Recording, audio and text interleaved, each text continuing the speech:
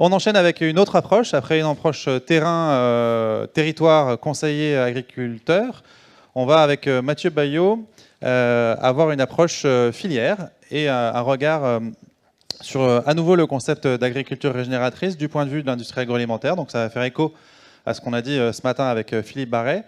Mathieu, tu es donc consultant senior chez Soliance Alimentaire, qui est un cabinet conseil et bureau d'études qui est spécialisé dans la structuration de filières durables dans les territoires, auprès d'acteurs, et qui intervient auprès d'acteurs privés et publics.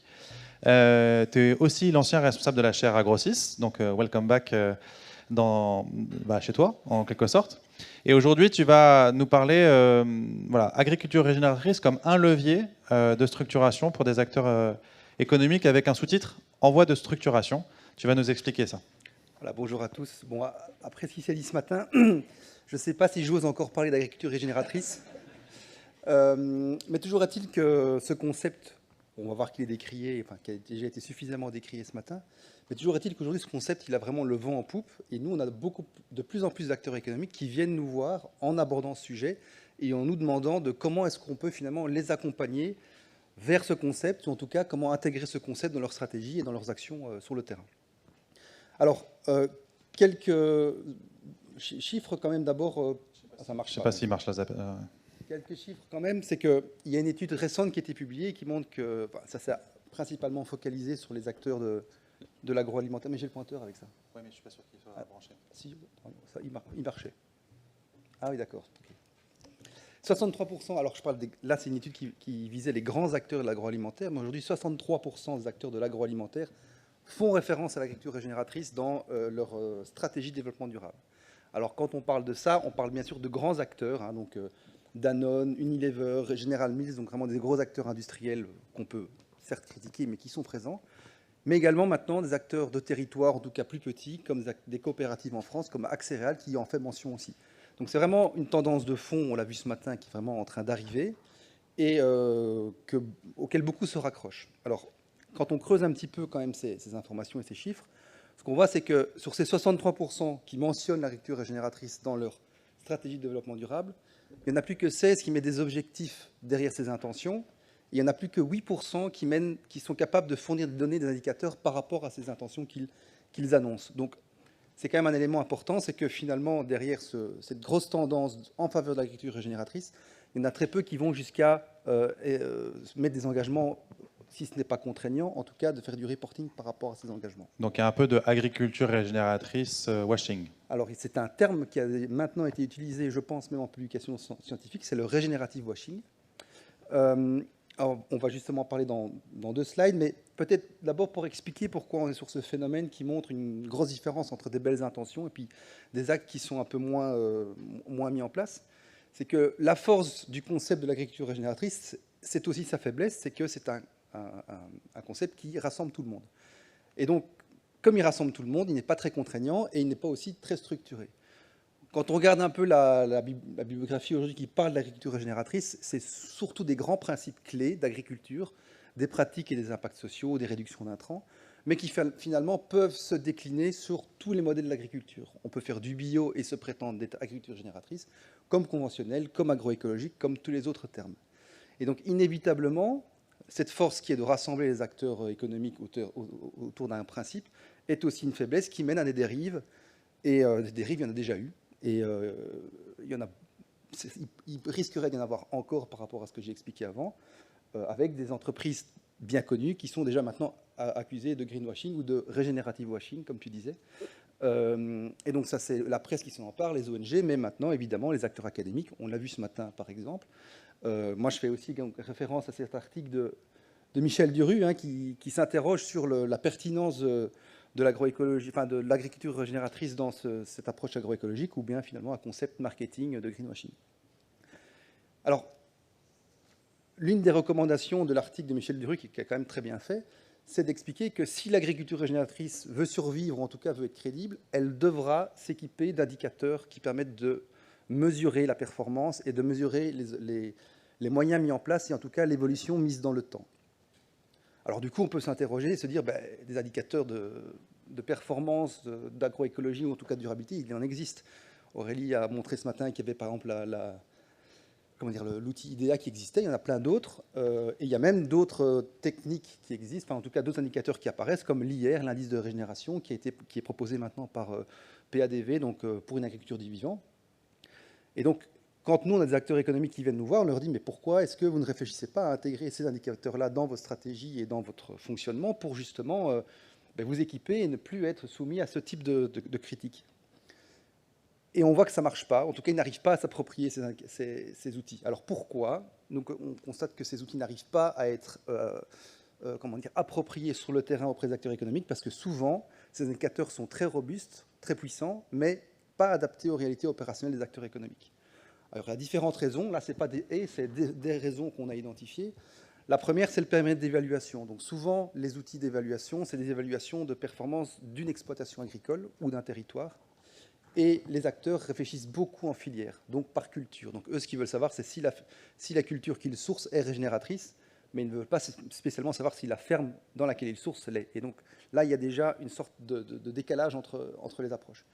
Après, on est souvent sur des modèles de filière peu intégrés, c'est-à-dire un acteur qui source avec 2, 3, 4, 5 intermédiaires avant d'arriver à la ferme. Et donc, la collecte de données, elle est compliquée. D'une part parce que ça demande de revoir le modèle, et également parce que l'interaction entre la personne qui source le produit et la personne qui le produit, elle est déconnectée. Et aussi, on l'a bien vu ce matin, c'est que les agriculteurs en ont un peu assez de chaque fois donner de l'information. Et donc, ils sont parfois réticents à ce qu'on leur en demande encore plus. Surtout s'ils n'en tirent pas, eux, une valeur technique ou économique Voilà, en retour. Donc, c'est perçu comme une contrainte. Après, ce qui se passe souvent, c'est que les outils proposés sont adaptés à certaines filières ou parfois à certaines régions du monde, que la France ou que les climats tempérés. Et quand on a affaire à des structures qui sourcent différentes cultures partout dans le monde, eh bien parfois, du coup, l'outil utilisé n'est pas valable pour toutes leurs cultures, et donc c'est problématique aussi. Donc ça, c'est pour la partie indicateurs et outils. Alors on peut peut-être se demander, si on ne peut pas avoir des indicateurs de performance, est-ce qu'on ne pourrait pas avoir au moins des chartes et des signes de qualité? Alors, je refais référence à une discussion qu'il y a eu ici il y a 5 ans sur le colloque des chartes et labels construire et rendre visible la qualité agroécologique. Et en fait, les problématiques qui avaient été soulevées il y a 5 ans sont les mêmes aujourd'hui. C'est-à-dire qu'à partir du moment où on est sur un concept qui n'est pas extrêmement bien défini, et l'agroécologie est aussi un concept qui a plusieurs définitions, il est difficile d'en tirer un label ou en tout cas une charte commune. Alors, je ne vais pas refaire le colloque de 2019, il y a tout sur le site de la chaire Agro6 qui en parle. Mais on va donc, en tout cas, c'est compliqué d'aller sur ce type d'approche-là, et encore plus pour l'agriculture régénératrice, qui est, comme on l'a vu ce matin, peut-être encore moins cadrée que ce que n'est l'agroécologie. Alors du coup, comme il n'y a pas d'approche commune et globale, chacun y va de sa petite sauce ou de sa petite solution. Donc là, c'est par exemple, ce ne sont pas les seules solutions existantes, mais c'est en tout cas 4 initiatives qui ont été relevées. De Unilever, par exemple, qui s'annonce être en faveur de l'agriculture régénératrice. Quand vous creusez un peu le cahier des charges, vous voyez qu'en fait, ils annoncent beaucoup d'intentions au niveau social et au niveau des pratiques. Mais quand on parle d'intrants, il n'y a pas un mot, ou quasiment pas un mot, parce qu'en fait, c'est quelque chose sur lequel ils ne veulent pas travailler. Donc, ils ont fait un cahier des charges qui les adapte, qui leur convient, et ils disent que c'est régénératif. Danone l'a fait pareil, etc. Ce qu'on voit souvent, c'est que là où les engagements sont les plus faibles, alors je ne parle pas de celui-là, j'en parlerai plus après, mais les engagements sont les plus faibles, bien sûr, c'est au niveau des intrants, puisque c'est ça qui fait le plus peur en termes d'engagement et d'engagement sur le long terme. Qu'on comprenne, Mathieu, cette classification-là, elle est source auteur. C'est toi qui... source perso. Voilà, source perso. C'est une approche qualitative de ton regard sur ces démarches, au prisme de ces 3 angles d'attaque, social, intrant, pratique. Voilà, c'est ça. Et c'est même une slide qui est vouée à évoluer, parce que c'est aussi sur base des informations qui sont disponibles. Donc il y a certains acteurs qui jouent le jeu en détaillant fortement, d'autres qui détaillent moins. Alors on va peut-être revenir sur 2 approches qui sont peut-être les plus marquantes. C'est d'abord la certification ROC, Regenerative Organic Certified, qui a été rapidement appréhendée ce matin, qui est, à mon sens, aujourd'hui, la certification qui est finalement la plus exigeante, et on peut presque considérer ça comme du bio++. C'est-à-dire qu'en plus de devoir être bio, donc je n'ai pas repris tout le cahier des charges, il y a des valences sociales qui sont rajoutées et également des valences sur les pratiques, puisque dans le bio, il y a très peu d'éléments sur le pratique, puisqu'on est surtout sur le S, substitution d'intrants, mais on n'est pas sur une réflexion vraiment de changement de système. Donc ici, la certification ROC, ce qu'elle propose, en plus d'avoir une base commune qui est de dire, bon là c'est américain, mais c'est pareil si on était en France, et qu'OCERT propose maintenant la certification ROC, c'est qu'on peut avoir 3 niveaux d'engagement, bronze, argent, or, hein, c'est à la mode pour le moment, et on évalue aussi d'autres choses, et notamment les pratiques. Et en fonction du nombre de pratiques mises en place, on obtient une certification qui est vouée à évoluer et donc à atteindre le gold, qui est évidemment l'objectif maximum. Ça, c'est aujourd'hui ce qu'il y a de plus sérieux et de plus solide et robuste, mais qui est quand même un peu à appréhender. Oui. Tous les acteurs ne choisissent pas forcément ROC, et j'imagine que dans les accompagnements que tu proposes, tu ne leur dis pas à tous, il n'y a qu'à adopter une certification ROC. Bah, certainement pas, puisque ça voudrait dire que tout le monde passerait au bio. Enfin, en tout cas, tous ceux qui viennent nous voir passeraient au bio. Et donc la certification ROC, du coup, fait qu'il y en a quelques-uns qui y vont, mais très peu, et en Europe encore beaucoup moins. Et donc l'idée, c'est d'utiliser le concept d'agriculture régénératrice comme un levier de transition de filière que tu accompagnes. Voilà, donc je vais vite passer cet exemple-là, mais donc là, c'est plutôt un indicateur ou un outil qui est utilisé par Danone pour mesurer le niveau d'engagement dans la régénération, mais finalement, on pourrait appeler ça la durabilité. La transition agroécologique. Avec une note des cultures qui sont sur 100 et qui montrent à quel point ils sont avancés. Et donc, c'est aussi un outil qui permet de piloter et qui a le mérite d'exister, même si il a ses faiblesses. J'ai pas le temps d'en parler. On retient l'idée de démarche de progrès. Exactement. Plutôt que Voilà. tout blanc ou tout noir, Voilà. Ce qui est intéressant également. C'est pour ça que j'ai présenté les deux. Il y a l'approche très certifiante, mais du coup un peu trop contraignante, et puis après, ce type d'approche-là qui permet de s'engager dans une démarche de progrès, avec ses forces et ses faiblesses, mais qui a le mérite justement de montrer l'évolution et de permettre de se piloter soi-même à minima. Sans remise en cause fondamentalement du système agro-industriel, pour reprendre la limite qu'avait évoqué Philippe Barret tout à l'heure. Ouais. Alors, du coup, avec ce que je viens de dire, on n'a pas vraiment d'outils collectifs, on n'a pas d'indicateur que tout le monde partage, on n'a pas de certification, si ce n'est ROC, mais qui est très, très contraignante. La question, c'est est-ce qu'un jour, l'agriculture régénératrice va aller vers une harmonisation collective et une sorte de label AB, ou en tout cas une connaissance collective. Alors, quand on voit aujourd'hui les postures, ça m'étonnerait, parce qu'on a des acteurs qui sont déjà très avancés dans la durabilité, ou en tout cas, c'est leur fonds de commerce. Ecotone, par exemple, c'est ceux qui vendent les produits Bjorg et tous les produits bio.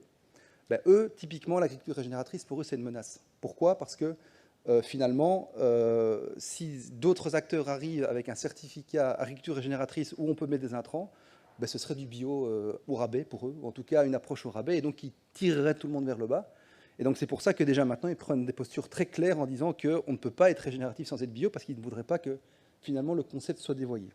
Et puis, à côté de ça, on a des acteurs, on en a parlé ce matin, du consortium OP2B, avec des grands acteurs qui discutent depuis 2019 sur le concept d'agriculture régénératrice, qui aimeraient bien arriver à une démarche collective harmonisée. Mais quand on voit, on est 5 ans après, et ils sont toujours arrivés à rien. Pourquoi ? Alors, quand on est un peu dans les coulisses, on se rend compte que dans les discussions auprès de ces acteurs, il y en a qui sont très volontaristes et qui veulent avancer, et puis il y en a d'autres qui ne veulent surtout pas que ça avance. Et surtout pas que ça avance sur la question des intrants, parce que pour eux, c'est vraiment quelque chose qui est non négociable. Et donc, le résultat, c'est qu'en 2015, donc 5 ans après que OP2B soit créé, ben aujourd'hui, on n'a pas encore quelque chose de finalement concret, de partagé par tous. Donc, pour moi, personnellement, je pense que l'harmonisation, on n'y arrivera pas. La question, c'est est-ce qu'il faut vraiment une harmonisation ? Et donc, du coup, j'ai été reprendre sur le site de la chaire Agrosys, puisque je le connais quand même bien, la définition qui avait été donnée par Agrosys sur qu'est-ce que l'agroécologie, en tout cas, quelle est la posture de la chaire sur l'agroécologie.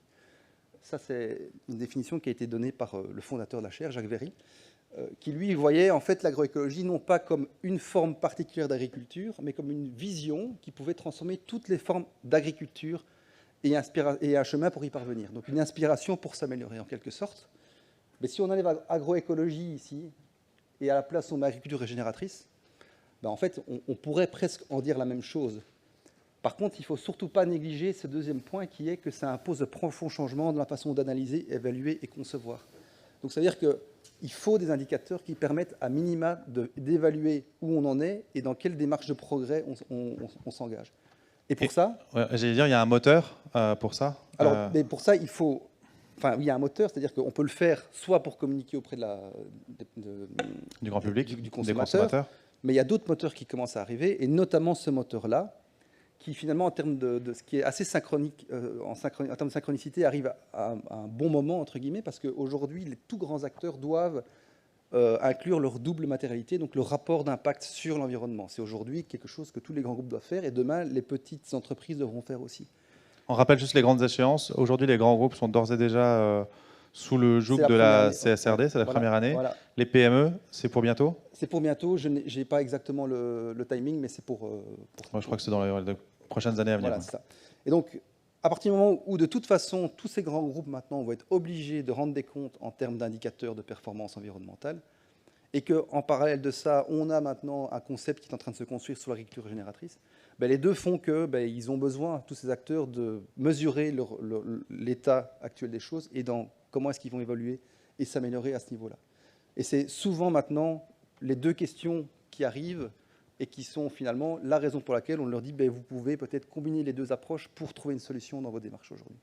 Donc l'idée, c'est que la CSRD pousse à la structuration de la remontée de données et à l'enclenchement de démarches de progrès quand on t'écoute, dans la mesure où il y a cette obligation de rendre compte de ces impacts et de cette double matérialité, à savoir les impacts que j'ai sur l'environnement et ma dépendance à l'environnement pour mon activité. On faisait référence à des forces ce matin. Il y a les forces du consommateur.